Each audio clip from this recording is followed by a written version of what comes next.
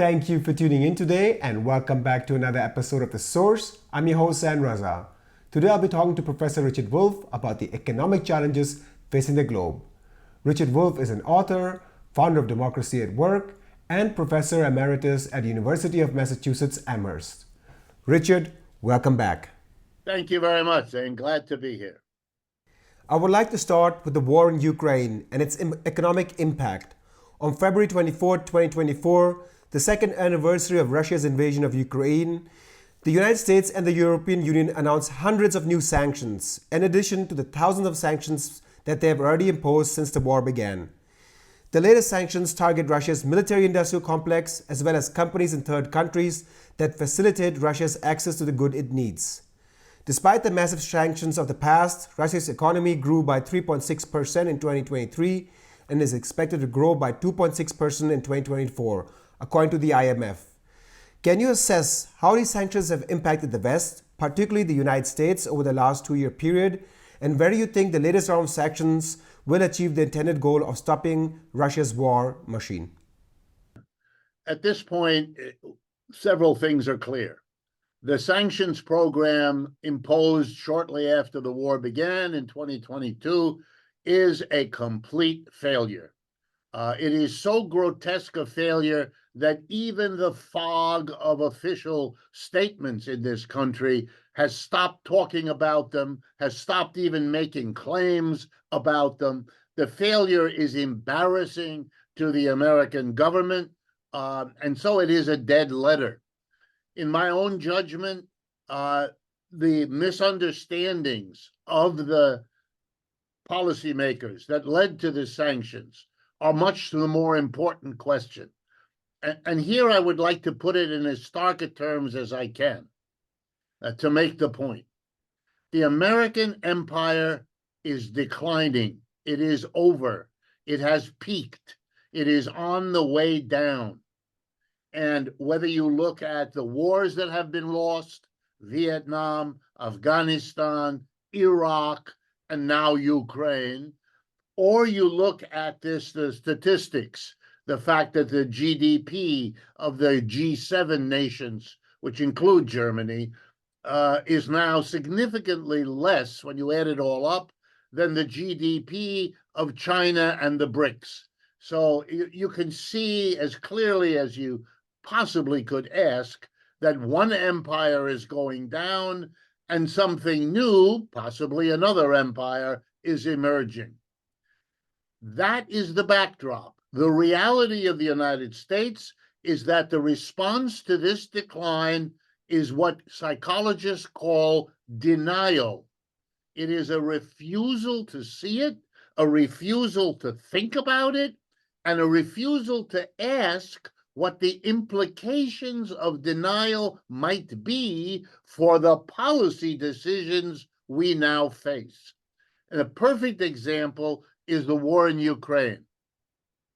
A long-standing goal to isolate Russia and perhaps to break it up, or at least to get a more convenient regime in, led to this absorption of Eastern Europe into NATO, and then the final step would have been the Ukraine as part of that.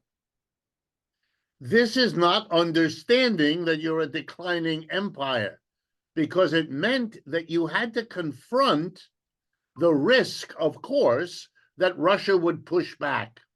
Mr. Putin, at least as far back as 28, has said that. He has said, we will react if you do this. Well, they decided they didn't have the risk. Either they decided he wouldn't, mistake, misunderstanding of his situation and his power, or they misunderstood what their sanctions program would achieve. So what did they do? They shut off buying oil and gas. They shut off access of Russia to the SWIFT international payment system. They seized the reserve assets held in the West to back up the Russian ruble. It was supposed to, I quote from our president, bring Russia to its knees, collapse the ruble, and bring regime change. Our Secretary of Defense even mentioned that, because he's not too smart. Result, none of those things happen. The ruble is okay. Russia, as you pointed out, has grown, not shrunk. What was the mistake? The mistake was to not understand that Russia could turn to China, India, Brazil, and other parts of the world, the core of the BRICS, to offset what the West did. A stark example of a changed world economy. Cuba in its revolution couldn't turn anywhere else, right? There you have the stark difference. They turned to the Soviet Union, which could keep them alive, buy sugar, make noise about missiles, but could not have responded to anything like what we now see. So I think the best way to describe it is there is now a recognition that sanctions only success were two things.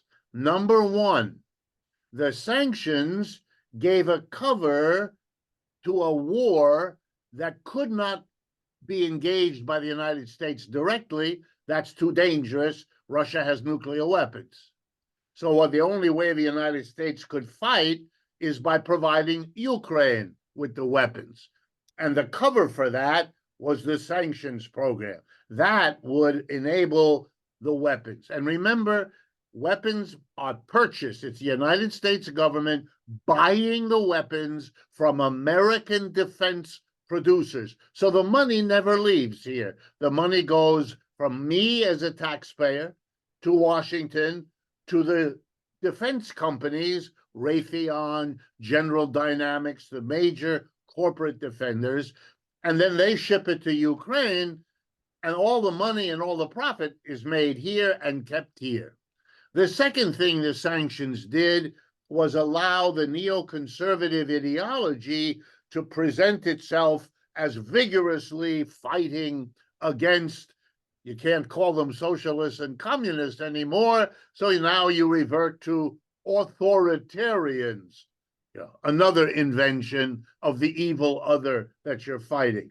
So for those purposes, public relations at home and profit-generating defense expenditures, the sanctions were useful. As an attempt to control the war in Ukraine or Russia, they were a complete failure. That's the way to understand them. And there's a further important issue. The denial I spoke of, that has not been challenged. The sanctions allow the denial to continue. In other words, the denial of the decline of the American empire enabled the sanctions. And the sanctions react back to reinforce the denial. And even now, having ejected Victoria Nuland, she was fired a week ago, as the end of the first phase. They don't know what to do now.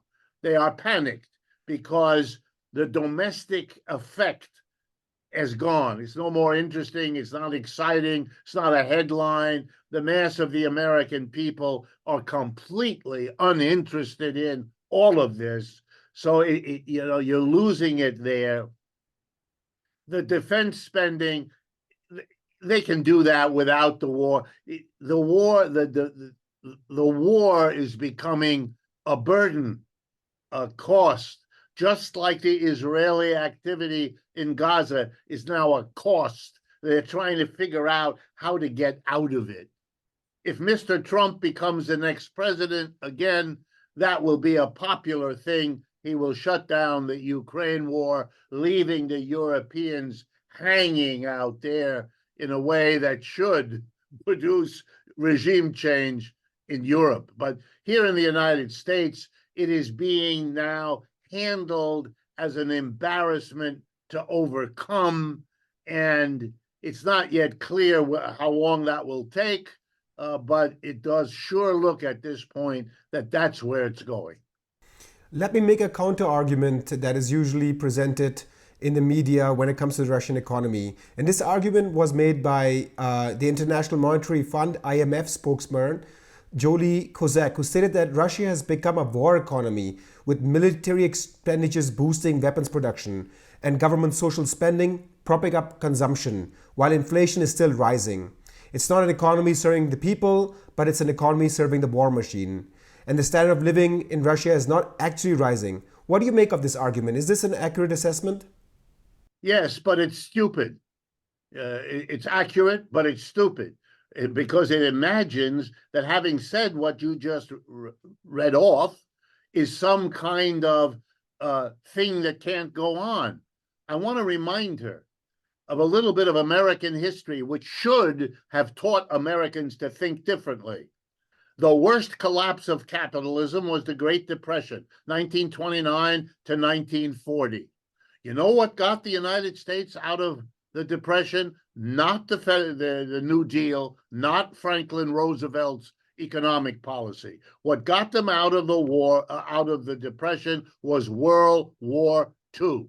And suddenly the American economy was taken out of a depression that lasted 11 years and brought into a growth situation because, now I'll read it to you, they converted from a peacetime to a wartime economy.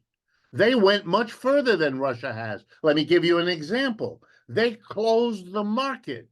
They replaced buying and selling with money with a rationing system. The United States printed and distributed to the people ration books that you got according to how many children in your family and how many people in your, according to need. And you would buy your milk and your gas and your meat and your sugar with the rationing. Russia didn't do that. Russia doesn't need to, because its shifting over to war has had the good effect of getting them out of economic difficulty without the costs that would have been incurred. The reason the United States didn't have an inflation was because they closed the market and substituted the rationing. If the inflation gets dangerous in Russia, they would do the same thing, I would guess, because it would be the logical thing to do. They anticipate 2 or 3 years. The United States went to war from 1940-41 until 1945. So that's a period of 4 to 5 years. The Russians are only in the first 2 of those years. They think they can have the result for their economy of bringing them up and then converting back to peacetime. Remember, when they convert back to peacetime, all those Russian industries will have a new market because of all the Western European and American industries that withdrew from Russia as part of it. The irony and the humor is that the sanction program has been better for Russia than without one, and it hasn't worked for the United States. And I want to remind you of the definition of insanity. In the textbook, insanity is when you keep doing the same thing, but you expect a different result. By that definition, draw your own conclusion. Another counter-argument that is made in the political and media discourse, especially in Germany, is that the West has a moral obligation of continuing to impose sanctions, even if they don't work, to show aggressors such as Russia that they just can't invade countries based on imperial ambitions, that these sanctions have a symbolic value, standing for and defending freedom and democracy. And if the West fails to act, other authoritarian countries such as China will expand their regional hegemony at the expense of the international order. What do you make of this argument? Again, I'm afraid I must use the word, I apologize. This is stupid. It is an old argument. It used to be called in the United States the domino theory. In other words, you must do this here because if you don't, then these brilliant people who can look into the future tell you what will happen. So, for example, we had to go to Vietnam because if Vietnam became a communist country right next to China, then the whole of Asia would be transferred. None of that happened. the United States was defeated in Vietnam. It was forced to leave in 1975. The North Vietnamese Communist Party basically absorbed what had been South Vietnam to make one country. Where is the dominoes that were supposed to fall if this terrible thing happened? There aren't any. It turns out that whether or not other countries have revolutions or communist governments is dependent on many, many complicated factors, which any half-wit would know from human history, right?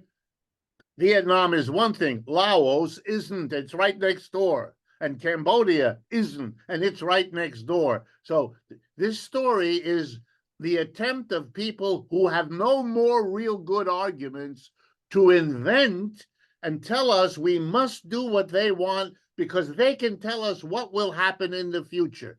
Let me remind you, the only time you should go to have someone tell you about the future is when you go to an amusement park and you give a gypsy 50 cents, and that gypsy tells you who you'll be sleeping with next week. And your friends enjoy the humor of this, because if you start worrying about you don't like that person, you don't want to sleep with them, you've misunderstood what this is about.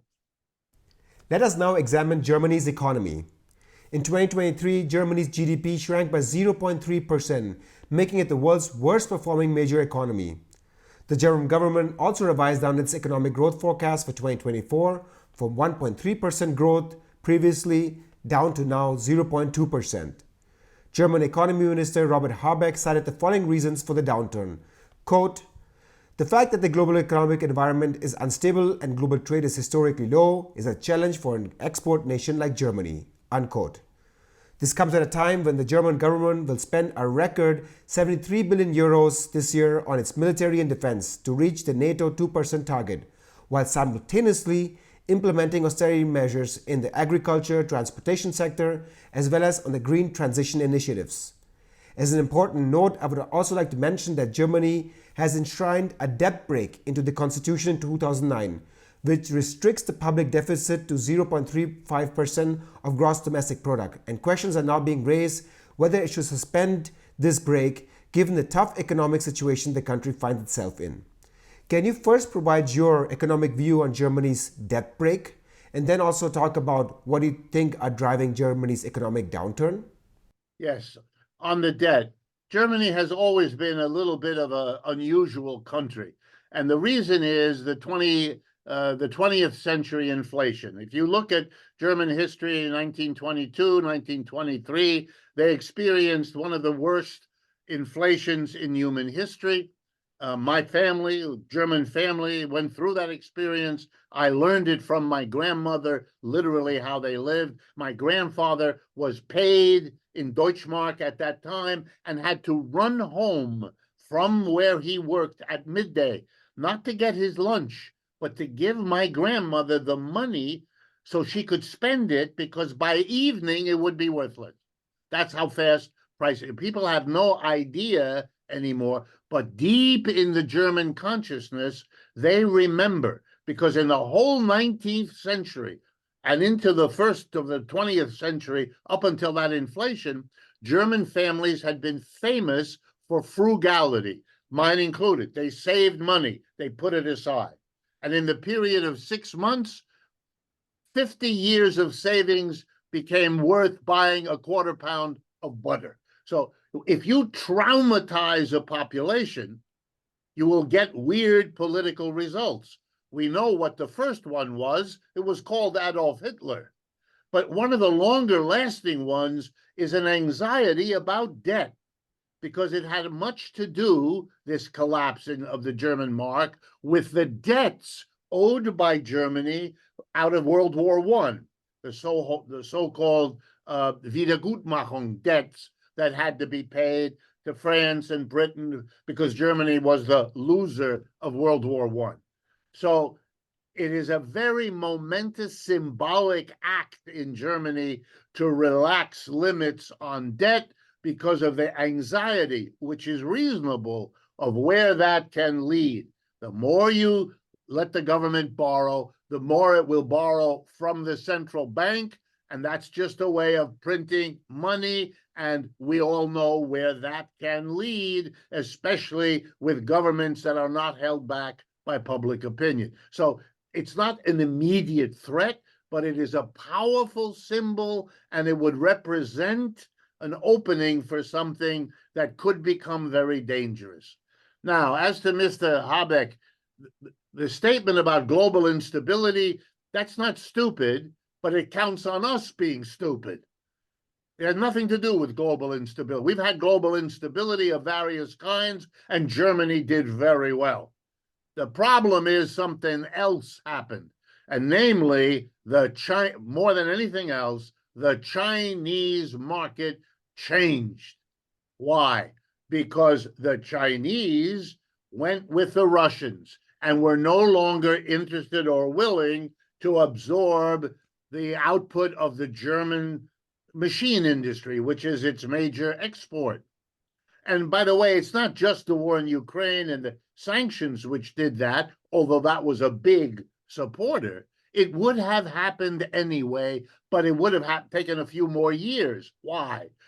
The Germans are the producers of efficient, relatively inexpensive automobiles. That's one of the reasons why Volkswagen and BMW, they're all big parts of German Wirtschaftswunder and all of that, right? But the Chinese don't need this anymore. The BYD Corporation in China produces better cars that are cheaper than anything produced in Germany. And everybody knows this. And, you know, it's over. That's part of the shifting of the world economy. Germany positioned itself as dependent on its exports to the BRICS, basically, China above all, but to the other BRIC countries. And they are developing their own manufacturing system, their own trade. And why should they support the Germans, especially if the Germans are arming someone against their fellow BRIC members, Russia? This is not we being weird. It's them imagining something else. That's their problem. They have given the Chinese every reason to find other supports.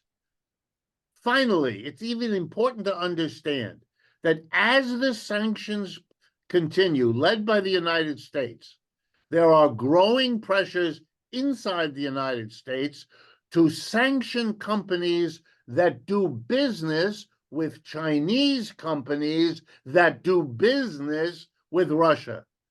Well, more and more Chinese companies are doing business with Russia, very profitable business. They are not going to lose the business they do with Russia in order to absorb from Germany what they can get elsewhere anyway.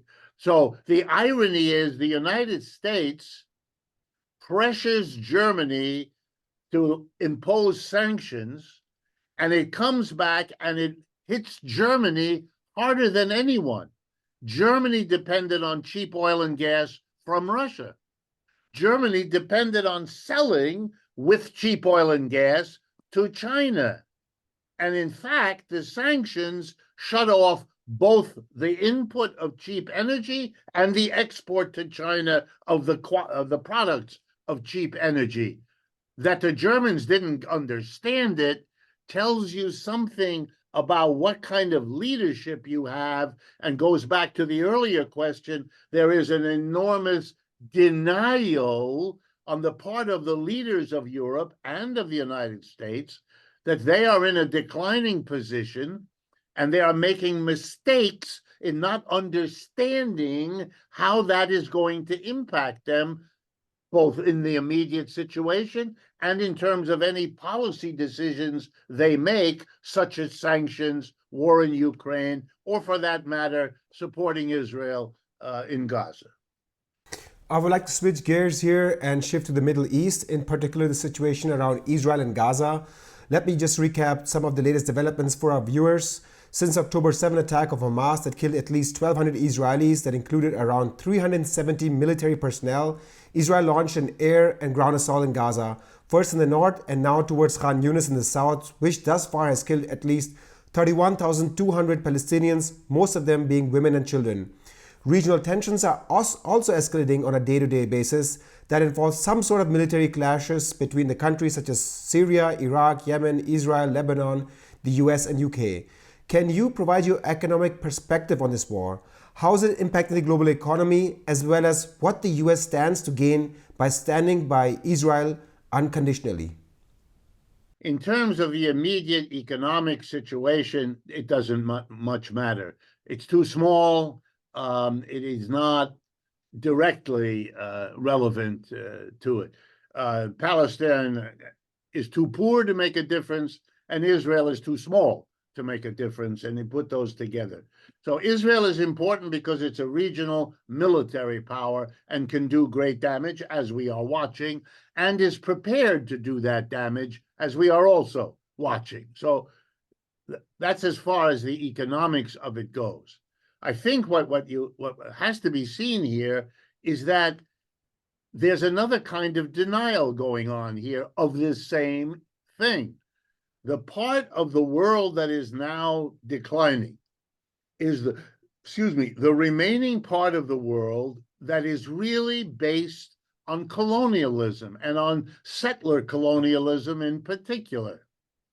Settler colonialism is a phenomena that developed out of the colonial explosion several centuries ago, where Western Europe went around the world and used its power, naval and other powers, to create a world economy for the first time, built around Europe, North America, Western Europe, and then expanding to include North America and Japan. And so it did all that. And in many of the areas, not all, but in many, the colonialism took the form of settlers, bringing your own people from the European context to become the settlers dominating a colonial territory where the majority of people were native to that colonial territory. You know, South Africa, the United States is the best example.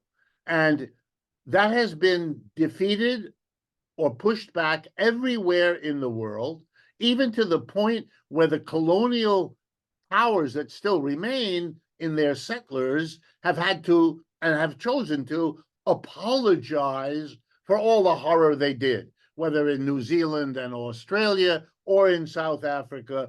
The United States hasn't brought itself to that point, but it will, and it's slowly getting there. Israel and Gaza represent the only remaining settler colonialism in the world. And it announced yesterday something that shows it to the whole world. They announced that their strategy for the Palestinians in Gaza is to, I kid you not, create humanitarian islands, that's what they're called, to which the Palestinians will be limited. Well, in the rest of the world, settler colonialism called these reservations. That's what they're called in the United States, reservations, where you take a piece of land nobody else wants, that has nothing on it, and you cram more people than that land can support onto that area, where they become unbelievably poor and depend on jobs in the rest of it. I mean, it's disgusting. It's been analyzed by 50 books, half of which I've read. I know this story. I wrote my first book about Kenya. Kenya is a place where the British did that with the, in the Kikuyu Highlands, in the middle of Kenya, et cetera, et cetera. So the Israelis are now taking this idea, universally denounced as inhumane, and calling it a humanitarian island. It is really beyond word, but it's mostly at the level of this symbolism overlaying a horror, of course, for the people who have to live or die under this absurd arrangement. I think economically, in the longer run, here are the important things. Every Arab country, and beyond that, every Muslim country, sees this, I think, as the last effort of a dying empire, or let's call it imperialism more generally, the last effort to hold on. And therefore, they are especially interested in bringing that effort to an end. You know, for historical reasons, it happens to be Jewish. That's a whole nother, that's an accident that it happens to be the Jews. They never were in that position before, but they happen to be in that position now. It's been mostly Christians who have done this charming piece of work. But in any case, there you begin to see effects, because in the struggle, which we deny, between the G7 declining and the BRICS emerging, the BRICS are the natural, obvious allies of the Arab and Muslim world relative to the G7, which is the old colonialism again. And so what you're going to be seeing is, for the BRICS, a kind of easier way to gather in. They've already got Saudi Arabia. They've already got Iran. These are very, very important, obviously. Egypt, I'm sorry, I don't want to leave them out. So more and more of the Arab and Muslim countries will more easily ally with the BRICS because of this historical oddity that is this horror of what the Israelis are doing there, given what they've tried to do all along. It's sort of imperialism not wanting to let go of the last bastion that it still controls. And I think this is, for the long-term interests of the West, this is a disaster. This is lining up, watching these votes in the United Nations, where only the United States votes against, and the UK is abstaining. I mean, childish games that only make it more dramatic around the world. And if you want to see concrete effects, if what I'm saying sounds too abstract, well, then we have a concrete effect. The first one, which is the decision of the Houthi in Yemen to shut down the Red Sea. That's where the traffic for Europe from Asia comes, the Red Sea, the Suez Canal. You close that, or even if you don't close it, you just make the insurance for a ship going through be very expensive, and you make some ships have to go around the Cape of Africa. Well, you are showing this is going to affect the price of everything brought to Europe. That is inflationary. That hurts the working class standard of living. This has real effects. And all that the Houthis did is figure out how they could be supportive of the Palestinians at a distance. Well, what the Houthis can do in the Red Sea, Iraqis can do in some other way, and Syrians in another way, and Pakistanis in another way, and so on. And they're looking, and you're going to see, if this continues, you're going to see more initiatives like that, at the same time that the United States and Western Europe has less and less capability of doing anything about it. So I think in the longer run, the economic effects will mount, even though they're a bit indirect. Before I end this interview, I would like to ask your view about something that's galvanizing the global community, namely artificial intelligence, AI. AI systems have been on the rise, and governments worldwide are just catching up with legislation. For example, just yesterday, the European Parliament passed a law that, according to them, will protect fundamental rights, democracy, the rule of law, and environmental sustainability from high-risk AI while boosting and maintaining innovation. How do you view these AI systems? Will they boost innovation and efficiency for businesses and raise people's economic well-being, and also, as has always been promised, set humanity free from monotonous and boring work that they still have to do? Or do you see any risks associated with the rise of these technologies? Well, for me, and I'm not an engineer, and I am not, I'm not knowledgeable about the technology of this, but I am a student of economic history.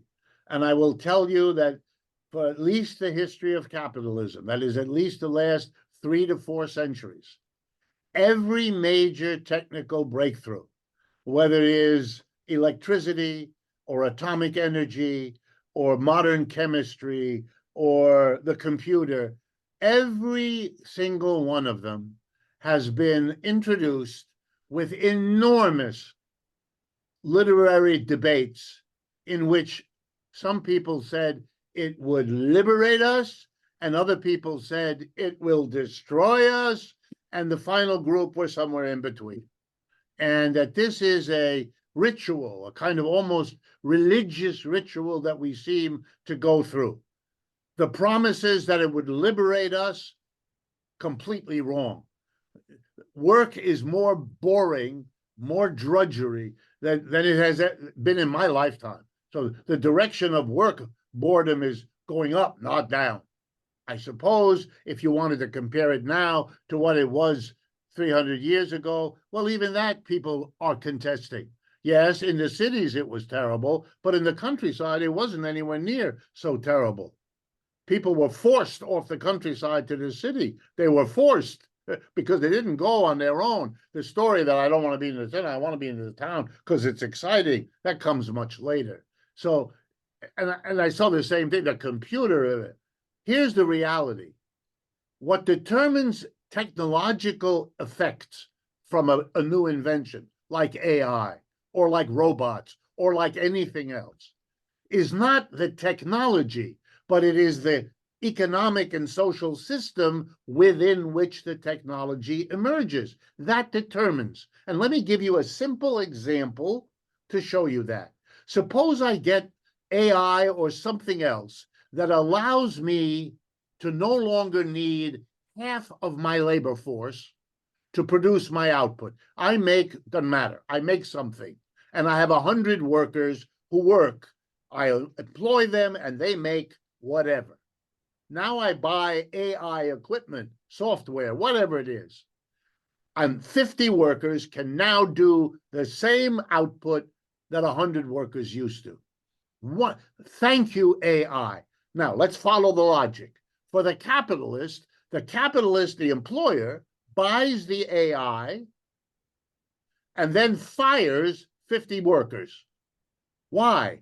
Because he will save in wages he doesn't have to pay those 50 workers he fired more money than it costs to buy the AI. So it's profitable for him to buy the AI and fire the workers.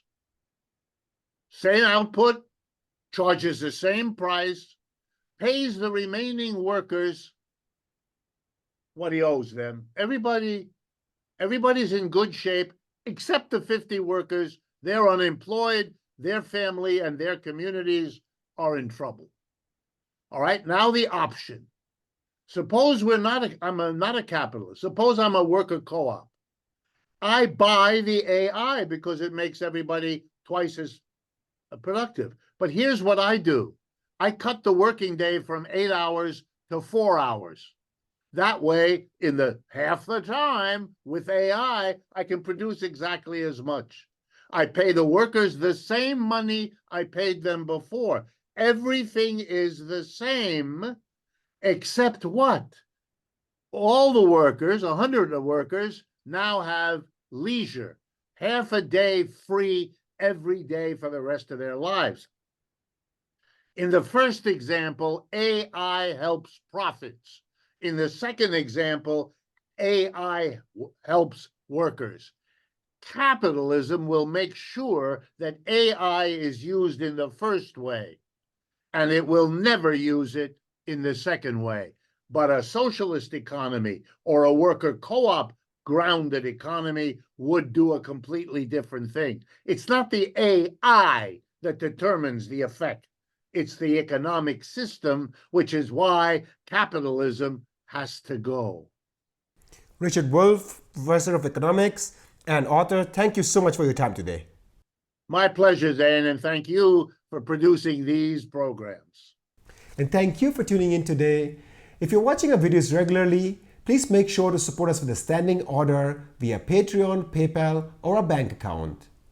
We don't take any money from corporations or governments and don't even allow any advertisement, all with the purpose of maintaining our independence and providing you an independent perspective that the mainstream media is just not providing.